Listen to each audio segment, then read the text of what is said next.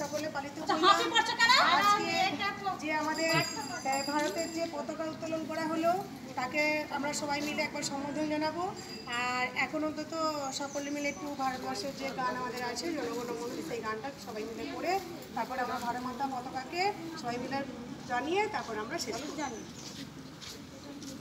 জনগণ মন অধিনায়ক জয় হে।